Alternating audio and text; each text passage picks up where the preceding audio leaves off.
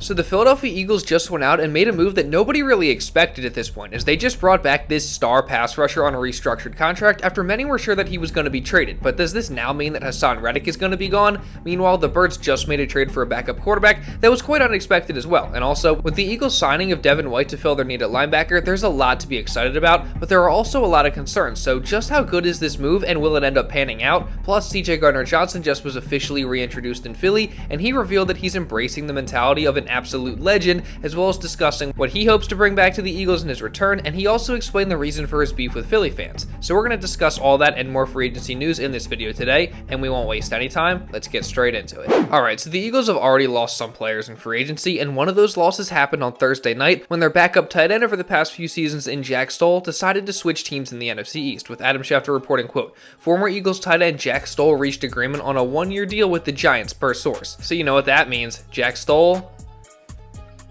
you're dead to me. So stupid. So dumb. But in all seriousness, I mean, this isn't really a crazy loss or anything. Stoll was a fine backup tight end. He was a good blocker, but that's really all he did. He was not any sort of threat in the receiving game at all, honestly. Last year, he had just 5 catches for 38 yards, and his career best was in 2022 when he had 11 catches for 123 yards, so I doubt he really does much in that area in New York. He'll probably just have that same role as a blocking tight end, but I guess good luck to him. But for the Eagles, this could mean a number of different things, from Albert O seeing a bigger role to the Eagles maybe drafting somebody to develop behind Dallas Goedert, or maybe signing someone else in free agency. So what do you guys think? What would you prefer the Eagles do at tight end number 2? Now, another backup position that the Eagles actually just addressed after a ton of speculation is the backup quarterback spot, as they just made a move that I don't really think anybody expected at all. As Adam Schefter reported, quote, trade, Steelers are sending quarterback Kenny Pickett to the Philadelphia Eagles in a pick swap, sources tell ESPN. And the details of this trade came out minutes later, with the Eagles giving up the 98th pick and 2 2025 7ths for Pickett and the 120th pick. So safe to say that that's a little bit weird. I don't think this was really on my or anybody else's radar, but it happened. So the Eagles now have their QB2, and it's Kenny Pickett, who, I mean, among backups, I guess he'd be considered one of the better ones, so I guess that's good. I'm not too happy with the fact that they gave up their 3rd round pick. I really feel like they could have just gotten somebody else to back Jalen Hurts up without giving up any draft capital, but we know the Eagles really value the backup quarterback position, so I guess they felt it was worth it. But what do you guys think? Now, moving on, the Eagles actually just also went out and made another pretty shocking move on Friday, as over the past week, we've obviously been covering the whole situation with Josh Sweat and Haason Reddick, with both guys being on the trade market, and the expectation had kind of become that the Eagles were going to end up moving on from Josh Sweat. We talked about a report yesterday from Jeff Kerr where he said that he thought the Eagles were going to move on from Sweat, they were going to trade him, and there was a good chance that Reddick would end up being back. And also, there was a little Instagram comment from Sweat himself where he said, quote, I will miss you all, making it seem like his days in Philly were surely numbered. But turns out that wasn't true. Isn't a shocking turn of events? Josh Sweat has agreed on a contract restructure to stay in Philly, with Ian Rappaport reporting the news saying, quote, Eagles pass rusher Josh Sweat is staying in Philly, sources tell me and Tom Pelissaro. He's agreed to terms on a restructured contract despite interest elsewhere for what likely would have been a pay increase. Philly keeps a good one home. And that contract restructure is now being reported to be worth $10 million for this season, so not too crazy at all. And the Eagles also didn't have to extend him. It's just a restructure for this year. So Sweat, I guess, is going to be playing out the last year of his contract here, and I'm really, really excited about it. I mean, Sweat is obviously a great player and a homegrown one at that, so keeping him is definitely a plus. And now I can stop worrying about whether or not the Eagles are going to lose both Sweat and Reddick. But speaking of Reddick, what does the Sweat restructure mean for him?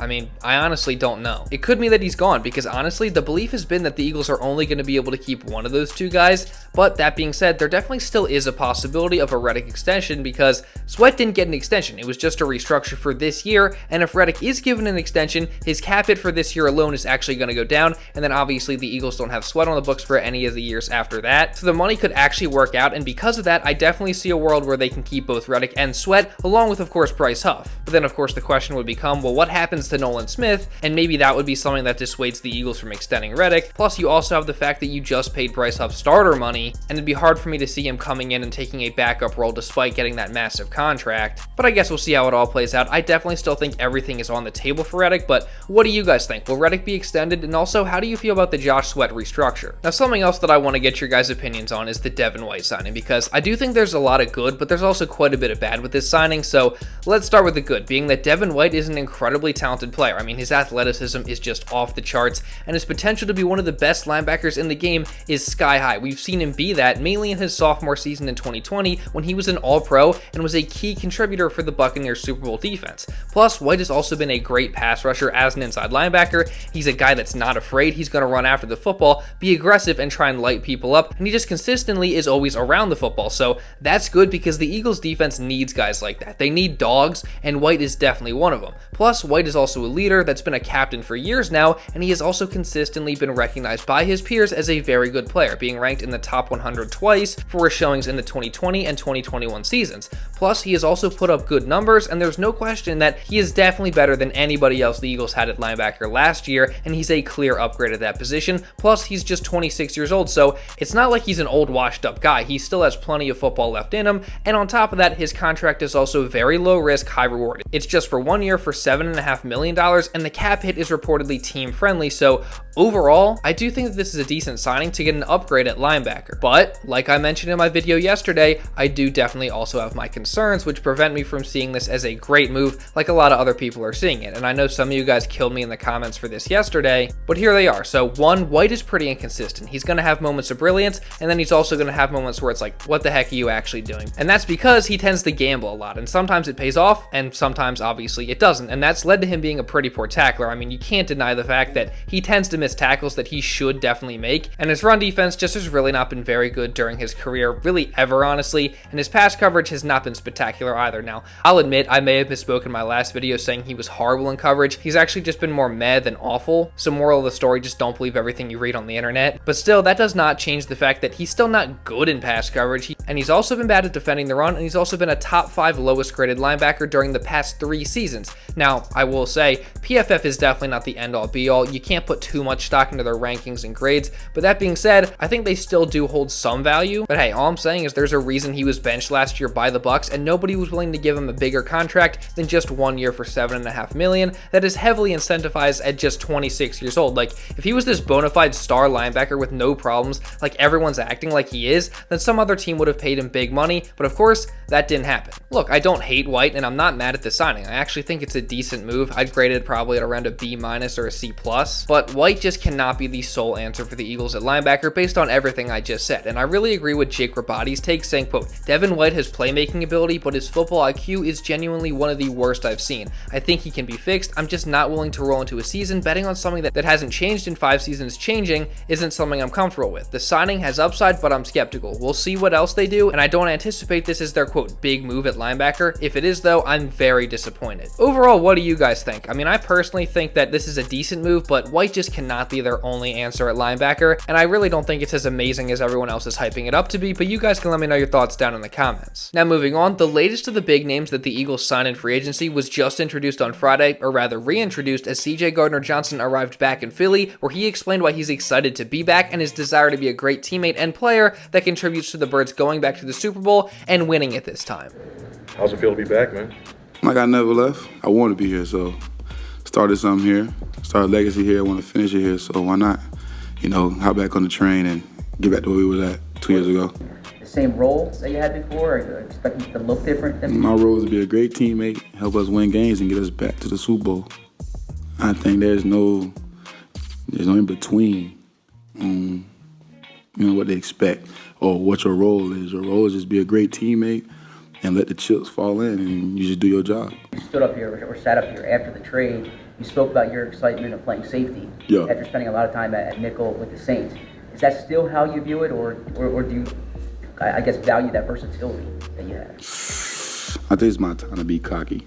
It's my time to be cocky. I still one of the best young safeties in the league, so I ain't worried about, I'm ready to keep it going. I mean, you gotta love all that. Just listening to CJ talk really just reminds me how much this team missed him last year and just his attitude and his mindset. So again, it's just really great to get him back. Oh, and his whole spat with Eagles fans last summer, he explained the reasoning for that as well. I'm obnoxious. I thought it was a compliment, to be honest with you. So I mean, all jokes aside, it wasn't. I was just in my feelings. You want to be somewhere so bad to the point where you can't control certain things. So certain things was said, but it was no meaning to it. I mean, I'm back. So I guess we all happy. Family reunion, huh?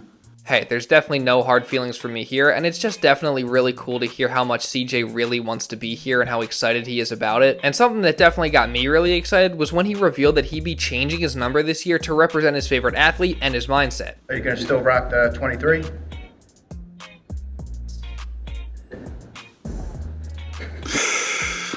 My favorite player is from here.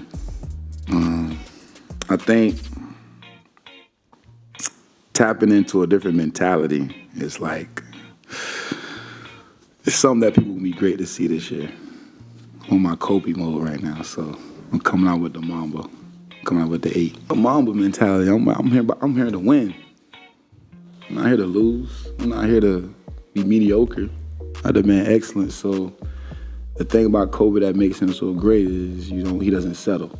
He demands not every single of his teammates. And I think watching them play, growing up watching them play, I think you can model them after football, basketball, soccer, to have the mentality to go out there and win and kill in a good way. So let's hope that CJ and the Eagles embrace that Mamba mentality this season, along with, of course, the dog mentality and dog culture that the Eagles preach, and it helps lead them back to the Super Bowl. And I'm going to be covering the Eagles' entire road there, including, of course, the offseason and free agency. So if you don't want to miss any of that, make sure you subscribe, and also, really importantly, turn on notifications so you're updated when these videos go up. And also drop a like down below on this video to show some support, and leave a comment down below just regarding anything that I talked about in this video. And if you want to watch another video going over the Devin White signing a little bit more briefly, as well as other free agency news, you can check this out right here. And now with all that being said, that's pretty much all I got for this one, guys. So thank you all so much for watching, and I'll see you in the next video.